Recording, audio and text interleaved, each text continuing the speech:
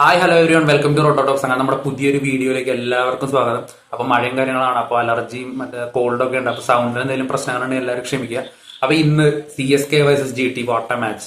ഇത്രയും നാള് എവിടെയായിരുന്നു ഈ ചെന്നൈ എന്നാണ് ഇപ്പൊ ആരാധകർ ചോദിക്കുന്നത്. എവിടെയായിരുന്നു ഇത്രയും നാളെന്നുള്ളത്. കാരണം അത്രയും ഒരു കിട്ടിയിലൻ മാച്ചാണ് ചെന്നൈ ഇന്ന് കളിച്ചത്. സീസണിലൊട്ടനീളം ഭയങ്കരമായിട്ട് കളിയാക്കലുകൾ നേരിട്ട് തങ്ങളുടെ എൻ്റെയർ IPL ഹിസ്റ്ററിയിൽ തന്നെ ഏറ്റവും മോശം സീസൺ ആയിരുന്നു ചെന്നൈയുടെ. 13 മത്സരങ്ങളിൽ നിന്ന് 3 വിജയം മാത്രമാണ് ചെന്നൈക്ക് നേടാൻ സാധിച്ചത്. ചെന്നൈ എന്ന് പറഞ്ഞാൽ ടീം അല്ലെങ്കിൽ അവർ എന്തായിരുന്നു എന്നുള്ളത് കാണിക്കുന്ന ഒരൊറ്റ മത്സരം പോലും ഇതുവരെ ചെന്നൈക്ക് ഉണ്ടായിട്ടില്ല. പക്ഷെ ആ ഒരു പ്രൈം ചെന്നൈനെ ഓർമ്മിപ്പിക്കുന്ന വിധത്തിലുള്ള ഒരു ഗംഭീര മത്സരമാണ് ചെന്നൈ ഇന്ന് ടേബിൾ ടോപ്പേഴ്സ് ആയിട്ടുള്ള ഗുജറാത്തിനെതിരെ കാഴ്ചവെച്ചത്. അതും 230 എന്ന് പറയുന്ന ഒരു കൂറ്റൻ സ്കോർ എടുക്കുന്നു. അതും ഗുജറാത്തിനെ പോലെ ശക്തമായ ബോളിംഗ് യൂണിറ്റുള്ള ഒരു ടീമിനെതിരെ. നമുക്കറിയാം ഈ ഒരു സീസൺ എടുത്ത് നോക്കി കഴിഞ്ഞാൽ ഏറ്റവും കൂടുതൽ പഴികെട്ട ഒരു ടീമാണ് ചെന്നൈ. ടെസ്റ്റ് കളിക്കുന്നു, മരം വെച്ച് പിടിപ്പിക്കുന്നു, അല്ലെങ്കിൽ ബോളുകൾ വിഴുങ്ങുന്നു, അങ്ങനെ തുഴയുന്നു, അങ്ങനെ നിരവധി കളിയാക്കലുകളാണ് ചെന്നൈ ബാറ്റ്സ്മാൻമാർക്ക് കിട്ടുകൊണ്ടിരിക്കുന്നത്. അതിനെല്ലാം കേൾക്കേണ്ടതുമാണ്, അതിനെല്ലാം വ്യക്തമായ കാരണങ്ങളുണ്ട്. പക്ഷെ ഈ മത്സരത്തിൽ 230 എന്ന് പറയുന്ന കൂറ്റൻ സ്കോർ എടുക്കുന്നു. കളിച്ച ബാറ്റ്സ്മാൻമാരെ 3 പേര് 150 മുകളിൽ സ്ട്രൈക്ക് റേറ്റിൽ ബാറ്റ് ചെയ്യുന്നു. അപ്പൊ എല്ലാം കൊണ്ടും ഒരു ബെസ്റ്റ് ബാറ്റിംഗ് ഡിസ്പ്ലേ തന്നെയാണ് ചെന്നൈ കാഴ്ചവെച്ചത്. എന്തായാലും മത്സരത്തിലോട്ട് വരാം. ഗുജറാത്ത് വൈസസ് ചെന്നൈ മത്സരം. ആദ്യം ടോസ് കിട്ടി ചെന്നൈ ബാറ്റിംഗ് ചൂസ് ചെയ്യായിരുന്നു. അവരുടെ യുവ താരങ്ങളിലുള്ള ഒരു പ്രതീക്ഷ, അതായത് ടൂർണമെന്റ് പകുതിക്ക് ടീമിലെത്തിയിട്ടുള്ള യുവതാരങ്ങളുണ്ട്. ആയുഷ് മാത്രയും, ഡെവാൾഡ് ബ്രേവിസും, അതുപോലെ തന്നെ ഉർവിൽ പട്ടേൽ. ഈ 3 താരങ്ങളാണ് ഈ ഒരു മത്സരത്തിൽ ചെന്നൈനെ ക്യാരി ചെയ്തു പോയെന്ന് പറയാം. ഒപ്പം ഡെവോൺ കോൺവേ അദ്ദേഹത്തിന്റെ ആ ഒരു 2023 ഓർമ്മിപ്പിക്കുന്ന രീതിയിലുള്ള ഒരു ഇന്നിങ്സ്. സ്റ്റാർട്ടിങ് തന്നെ ആയുഷ് മാത്രം അടിച്ചെന്ന് തകർക്കുകയാണ്. അർഷദ് ഖാന്റെ ഒരു ഓവറിൽ 28 റൺസാണ് അദ്ദേഹം അടിച്ചു കൂട്ടുന്നത്. പിന്നീട് വരുന്ന ഓവറുകളിലെല്ലാം നല്ല രീതിക്ക് റൺസ് വരുന്നു. ഇടയ്ക്ക് വെച്ച് ആയുഷ് മാത്രം ഔട്ടാവുകയാണ്. അദ്ദേഹം നമുക്കറിയാം എൻ്റെയർ സീസണിൽ ഇത്രയും സ്ട്രൈക്ക് റേറ്റിൽ കളിച്ചൊരു ചെന്നൈ ബാറ്റ്സ്മാൻ ഇല്ല. അത്രയും ഒരു മികച്ച തുടക്കം ടീമിന് താൻ ബാറ്റ് ചെയ്ത എല്ലാ മത്സരങ്ങളിലും അദ്ദേഹം കൊടുത്തിട്ടുണ്ട്. 6 ഓവറിൽ 60 റൺസിന് മുകളിൽ ചെന്നൈയുടെ പവർ പ്ലേയിൽ ഇത്രയും ബെറ്റർ സ്കോർ വരുന്നത് തന്നെ അപൂർവമാണ്. ചെന്നൈ ഏറ്റവും വേഗത്തിൽ 100 കടന്ന ഒരു മത്സരമായിരുന്നു ഇന്നത്തെ മത്സരം. അതായത് ഈ ഒരു സീസണിലെ തന്നെ ബെസ്റ്റ് ബാറ്റിംഗ് സ്റ്റാർട്ട് അവർക്ക് കിട്ടിയ ഒരു മത്സരം. പിന്നീട് വന്നിട്ടുള്ള ഉർവിൽ പട്ടേൽ ആയാലും അദ്ദേഹത്തിന്റെ ആ ഒരു ബാറ്റിംഗ്, അദ്ദേഹം എത്രയും ക്വിക്കായിട്ട് റൺസ് സ്കോർ ചെയ്യുന്നു. അതുപോലെ പിന്നീട് ഡെവോൺ കോൺവേ, ദൂബെ പോലെ ആ ഒരു സ്കോർ റേറ്റ് കുറയാതെ കൊണ്ടുപോകുന്നു. പിന്നീട് ഈ സീസണിൽ നമുക്ക് കിട്ടിയ ഏറ്റവും വലിയൊരു അസറ്റ് ഡെവാൾഡ് ബ്രേവിസ്. അദ്ദേഹം എന്ത് കിടിലനായിട്ടാണ് കളിച്ചത്. അവസാനത്തേക്ക് എത്തിയപ്പോൾ ജഡേജ കുറച്ച് പന്തുകൾ വേസ്റ്റ് ചെയ്തില്ലായിരുന്നെങ്കിൽ നമുക്ക് സ്കോർ നോക്കിയാൽ മനസ്സിലാവും. ജഡേജയ്ക്ക് ഇന്ന് 18 പന്തുകളിൽ 21 റൺസ് മാത്രമാണ് എടുക്കാൻ സാധിച്ചുള്ളൂ. ഒരു പക്ഷേ ജഡേജയുടെ ഭാഗത്തുനിന്ന് ഒരു ബെറ്റർ സ്ട്രൈക്ക് റേറ്റിൽ ഒരു ഇന്നിംഗ്സ് വന്നിരുന്നെങ്കിൽ 250 മുകളിൽ വരെ ചെന്നൈയുടെ സ്കോർ പോയായിരുന്നു. എന്തായാലും 230 എന്ന് പറയുന്നത് ഒരു ബ്രില്യൻ ടോട്ടലാണ്. അത്രയും ഒരു ശക്തരായിട്ടുള്ള ബോളിങ്ങിനെതിരെയാണ് ആ സ്കോർ അടിക്കുന്നത്. പക്ഷെ ബോളിങ്ങിൽ എല്ലാവരും റൺസ് വഴങ്ങിയപ്പോൾ ഒരു പേരെടുത്ത് പറയണം, അത് പ്രസിദ്ധ് കൃഷ്ണയാണ്. ഇത് കിട്ടലിനായിട്ടാണ് അദ്ദേഹം പന്തെറിഞ്ഞത്. അതും 6 താഴെ എക്കണോമിയിൽ. ബാക്കി എല്ലാ ബോളേഴ്സും 10 മുകളിൽ എക്കണോമിയിൽ പന്തെറിഞ്ഞപ്പോഴാണ് 6 താഴെ എക്കണോമിയിൽ ഒരു ബോളർ പന്തെറിയുന്നത്. അതും 2 കീ വിക്കറ്റ്സ് എടുത്തുകൊണ്ട്. ഈ സീസണിൽ ഗുജറാത്തിന് കിട്ടിയ ഏറ്റവും വലിയ അസറ്റ് തന്നെയാണ് പ്രസിദ്ധ് കൃഷ്ണ. അദ്ദേഹത്തിന്റെ ഈ ഒരു മിന്നൽ ഫോം അവര് പ്ലേ ഓഫിലും നല്ല രീതിക്ക് വർക്കൗട്ട് ആയി കഴിഞ്ഞാൽ, അല്ലെങ്കിൽ തുടർന്ന് കഴിഞ്ഞാൽ ഗുജറാത്തിന് കിരീടം പ്രതീക്ഷിക്കാവുന്നതാണ്. കാരണം അത്രയും ബെറ്റർ ആയിട്ടാണ് അദ്ദേഹം ബോൾ ചെയ്യുന്നത്. പക്ഷെ ബാക്കി ബോളേഴ്സിന്റെ ഒരു സപ്പോർട്ട് അത് ഈ മത്സരത്തിൽ അദ്ദേഹത്തിന് ഉണ്ടായിരുന്നില്ല. പറയുമ്പോൾ ഈ സീസണിൽ ഏറ്റവും കൂടുതൽ ഡോട്ട് ബോൾ എറിഞ്ഞ ബോളറാണ് മുഹമ്മദ് സിറാജ്.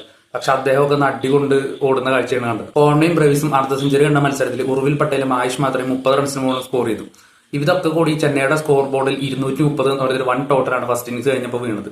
എന്തായാലും അടുത്ത സീസണിലോട്ട് തങ്ങൾക്ക് എന്തെങ്കിലുമൊക്കെ ചെയ്യാൻ സാധിക്കും, അല്ലെങ്കിൽ തങ്ങളുടെ യുവതാരങ്ങൾക്ക് എന്തെങ്കിലുമൊക്കെ പറ്റും എന്ന് ആളുകളോട് അല്ലെങ്കിൽ അവരുടെ ആരാധകർക്ക് ഒരു ഉറപ്പ് കൊടുക്കുന്ന ഒരു ഇന്നിംഗ്സ്, ഒരു കളി തന്നെയായിരുന്നു ഇന്ന് ചെന്നൈ കാഴ്ചവെച്ചത്.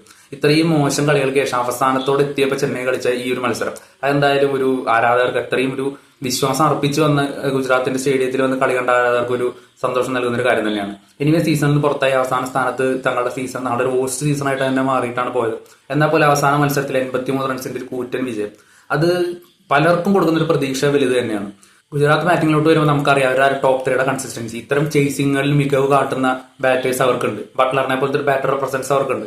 പക്ഷെ അതിന് വിപരീതമായിട്ട് തുടക്കം തന്നെ ഗില്ലിനെ അൻഷൽ കാംബോജ് പുറത്താക്കുന്ന കാഴ്ച. പിന്നീട് വന്ന ബട്ട്ലറെ ഖലീൽ അഹമ്മദ് പുറത്താക്കുന്നു. റുദർഫോർഡ് ഡക്കായിട്ട് മുടങ്ങുന്നു. 30 റൺസിൽ 3 വിക്കറ്റ് വീഴുന്നു ഗുജറാത്തിന്റെ. ചെന്നൈ ഇതുവരെ കാണാത്ത അത്രയും കിടിലൻ ബോളിംഗ്. അതായത് നമ്മൾ ഈ ഒരു സീസൺ കണ്ട ചെന്നൈ അല്ല ഇന്നത്തെ മത്സരത്തിൽ കണ്ടത്. അതും ഗുജറാത്ത് പോലത്തെ ഒരു ടീമിനെതിരെ അമ്മാതിരി പീക്ക് ഡൊമിനേഷൻ. പിന്നീട് സായ് സുദർശൻ ഷാറൂഖ് ഖാനും കൂടിയിട്ട് ഒന്ന് ശ്രമിച്ചു നോക്കിയെങ്കിലും പിന്നീട് തുടരെ വിക്കറ്റുകളുണ്ട്. ജഡേജയൊക്കെ സായ് സുദർശനെ പുറത്താക്കുന്നു. പിന്നീട് ആർക്കും വലിയ കാര്യമായിട്ടൊന്നും ചെയ്യാൻ സാധിക്കുന്നില്ല. അങ്ങനെ 83 റൺസ് അകലെ ഗുജറാത്ത് അവർ ഇന്നിംഗ്സ് അവസാനിപ്പിക്കുകയാണ്. ഒരു ഓൾ ഔട്ട് ആവുകയാണ്. 230 റൺസ് എടുക്കുന്നു, അല്ലെങ്കിൽ 147 റൺസിന് എതിരാളികൾ എറിഞ്ഞിടുന്നു. പണ്ടത്തെ ആ ഒരു ചെന്നൈനെ ഓർമ്മിക്കുന്ന, അല്ലെങ്കിൽ കഴിഞ്ഞ് പോയ സീസണുകളിലെ ആ ഒരു ശക്തരായിട്ടുള്ള ആ ഒരു ബോൾ ടീം അവരെ ഓർമ്മിപ്പിക്കുന്ന രീതിയിലുള്ള ഒരു ബ്രില്യൻ പെർഫോമൻസ് തന്നെയാണ് ചെന്നൈ കാഴ്ചവെച്ചത്. അവസാന മത്സരത്തിൽ എന്തായാലും ആരാധകരെ നിരാശരാക്കിയില്ല ചെന്നൈ. ചെന്നൈ മാത്രമല്ല, ഇപ്പൊ SR എടുത്ത് നോക്കിയാലും അതുപോലെ രാജസ്ഥാൻ എടുത്ത് നോക്കിയാലും ഇവരൊക്കെ ഈ ഒരു മോശം സീസൺ ആയിരുന്നു. പക്ഷെ അവസാന മത്സരത്തിൽ അവര് എന്താണ് നല്ലൊരു ട്രീറ്റ് തന്നെയാണ് അവർ ആരാധകർക്ക് കൊടുത്തൊരു വിജയം അവര് കൊണ്ടാണ് അവസാനിപ്പിച്ചത്. അതുപോലെ ടോപ്പ് ഫോറിലുള്ള ടീമുകളൊക്കെ പരാജയം അറിഞ്ഞിട്ടുണ്ട്. അപ്പോൾ എന്തൊക്കെയോ മിസ്റ്റേക്കുകൾ ഇപ്പോഴും ഞങ്ങളുടെ ടീമിലുണ്ടായിരുന്നു, എന്തൊക്കെ കുറവ് ടീമിലുണ്ടെന്ന് വിളിച്ചോതുന്ന തരത്തിലുള്ള പരാജയങ്ങളായിരുന്നു RCBക്കും GTക്കും അതുപോലെ തന്നെ പഞ്ചാബിനും കിട്ടിയത്. അപ്പൊ ഇനി മുംബൈ വൈസസ് പഞ്ചാബ് മത്സരം കഴിഞ്ഞ് കഴിഞ്ഞാൽ ഈ പ്ലേ ഓഫിന്റെ ഒരു സ്ഥാനമാനങ്ങളൊക്കെ ഏതാണെന്ന് നമുക്ക് ഉറപ്പിക്കാൻ പറ്റും. അതിനോടൊപ്പം തന്നെ LSU വൈസ് RCB മത്സരമുണ്ട്. അപ്പൊ എന്തായാലും ഇന്നത്തെ മത്സരത്തിൽ ആസ് എ CSK ഫാൻ എന്ന രീതിയിൽ ഭയങ്കര സാറ്റിസ്ഫൈഡ് ആണ്.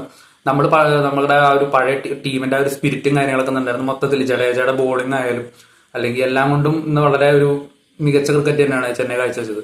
അടുത്ത സീസണുകളിൽ ഇത്തരത്തിലുള്ള നമ്മൾ ചെന്നൈ ടീം നോക്കിയാൽ മനസ്സിലാവും. ഇന്ന് സീസണിന്റെ പകുതിക്ക് വെച്ച് പല താരങ്ങൾക്കും റീപ്ലേസ്മെന്റ് ആയി വന്ന താരങ്ങളാണ് ഈ പറയുന്ന ഉർവിൽ പട്ടേൽ ആയാലും ആയുഷ് മാത്ര ആണെങ്കിലും പ്രവിസ് ആണെങ്കിലും. ഈ താരങ്ങളാണ് ഇന്ന് ചെന്നൈക്ക് വേണ്ടി ഏറ്റവും ബെസ്റ്റ് പെർഫോമൻസ് കാഴ്ചവെക്കുന്നത്. അതുപോലെ യുവതാരങ്ങളായ അൻഷിൽ കാംബോജ്, നൂർ അഹമ്മദ്. അപ്പൊ ചെന്നൈ ടീം ഈ ഒരു സീസൺ എങ്കിലും അവര് ഈ സീസണിലുണ്ടായ റിസൾട്ട് അത് മനസ്സിലാക്കിയിട്ട് അടുത്ത സീസണിൽ ഇതുപോലത്തെ ആളുകളെ പിക്ക് ചെയ്യുമെന്ന് വിചാരിക്കുന്നു. ഇന്ന് തന്നെ നോക്കിക്കഴിഞ്ഞാൽ ദീപക് കൂടെ അദ്ദേഹം ബാറ്റ് ചെയ്തില്ല, ബോളിംഗിൽ ഒരു ഓവറിൽ 10-14 റൺസ് വിട്ടു കൊടുക്കുകയുണ്ടായി. അപ്പൊ ഇത്തരത്തിലുള്ള ആളുകളെ നമ്മൾ വീണ്ടും കളിപ്പിക്കേണ്ട ഒരു അവസ്ഥ വരികയാണ്. ആന്ധ്ര സിദ്ധാർത്ഥോ അല്ലെങ്കിൽ സായി കൃഷി ഇവർക്കൊക്കെ 1-2 അവസരങ്ങളൊക്കെ കൂടുതൽ കൊടുക്കായിരുന്നു. അപ്പൊ അതും തന്നെ ചെയ്തില്ല.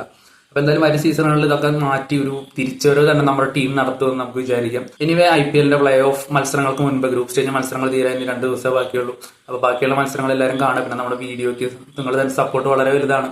അപ്പൊ ഇനിയും അത് തുടരുമെന്ന് വിചാരിക്കുന്നു. അപ്പോൾ ഒരുപാട് ഇഷ്യൂസ് ഉണ്ടെന്ന് അറിയാം. ഇന്നത്തെ ഈ വീഡിയോക്ക് ഒരുപാട് ഇഷ്യൂസ് ഉണ്ട്. എന്തെങ്കിലും നിങ്ങളുടെ ഫീഡ്ബാക്സും കാര്യങ്ങളൊക്കെ നമ്മൾ അറിയിച്ചുകൊണ്ടിരിക്കുക. നമ്മളത് റെക്ടിഫൈ ചെയ്യാനായിട്ട് ശ്രമിക്കുന്നതായിരിക്കും.